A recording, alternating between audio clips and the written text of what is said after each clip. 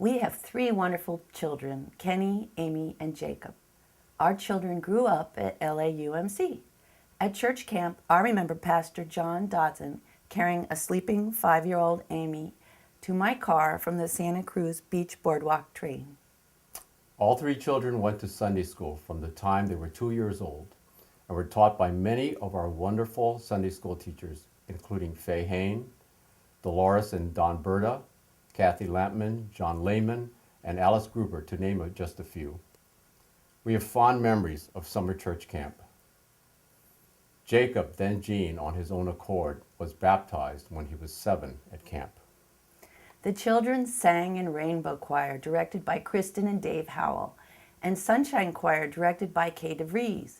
In one Sunshine performance, Jacob, then Gene, was the pink Energizer Bunny. In another skit, Amy and Jacob also sang in Double Your Pleasure, Double Your Fun, with Double God, He's number one. All three children also sang in Starfire, made those great trips, and performed a number of shows written by Carol and Dirk. All three were confirmed as members of LAUMC with terrific mentors, Jim and Charlotte Swanson and Pastor John Dodson. Our children grew up in our church, and this place was where we came every Sunday morning to learn about God's love for each one of us, and to be welcomed and loved. As parents, we prepared ourselves to give our kids the best opportunities we could. We thought we prepared well, and in most cases we did, but we were not prepared when Jacob, then Gene, initially came out to us as gay in high school, and Amy informed us that she was a lesbian during her 3rd year of college. We were even less prepared later when Jacob, then Gene, told us in grad school that he was transgender and would take on a new name and gender identity. Ginny and I were unable to guide Amy and Jacob well through their sexual orientation and gender discoveries because we lacked knowledge of the lesbian, gay, bisexual, and transgender community, who are also referred to as the LGBT community. We found ourselves struggling with our own prejudices and misconceptions.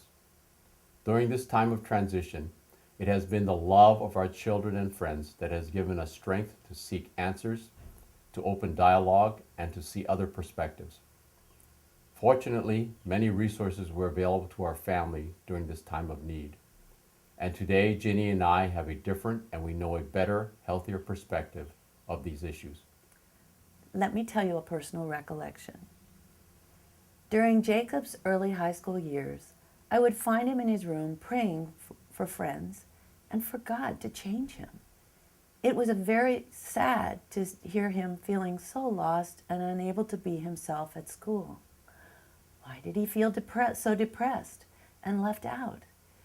He was and continues to be such a loving, caring person, a deeply compassionate person. Jacob's favorite time was the annual school trip to Mexico to build homes for the poor outside of Tijuana. It really was difficult to watch his suffering. I couldn't seem to reach out to him in his confusion and deep sadness. Then, halfway through his junior year of high school, sitting together in the car after driving home, Jacob courageously told me that he was gay. I was shaken to the core. So many questions were filling my mind and breaking my heart. Did I raise my child poorly and thus make him gay? At the time when Jacob came out to us, we had all these intense questions about the causation of being gay, and they were renewed when Amy came out as well. Would they be discriminated against at school, at church, and in our society? Could they find a truly safe place to live their lives? We have come to learn that these can be typical initial coming out reactions that a parent of a LGBT child might have. So much of this is driven by our society's misunderstanding of what it means to be an LGBT child and the place of that child in our society. Ginny and I now understand that being lesbian and transgender is genetic and not a choice, and that there are many resources to help parents and children go through transitions. However, it is very unfortunate that LGBT children are not told at a younger age that all are loved irrespective of sexual orientation and gender identity. Today, too many LGBT children who come out to their parents are thrown out of their homes or forced to leave their homes by angry parents. These children frequently become depressed and they may become suicidal. Thank heavens love is stronger than fear and doubt. Through this experience, I continue to ask myself, what does God want me to learn from this? And how can I show compassion to everyone involved? During Jacob's revelation to me, I knew I would continue to love and honor him as God's precious child. We are so very proud of our children. We still have a lot to learn as parents, but we are thankful that all of us were given support to help us through the times of transition. Ken, Amy, and Jacob are all in their mid-20s now, pursuing their dreams, and they are happy as the adults they have become.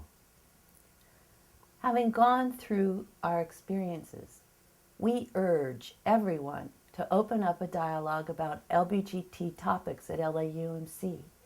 Do we, as the family of God and the LAUMC church community, truly reach out to all our children?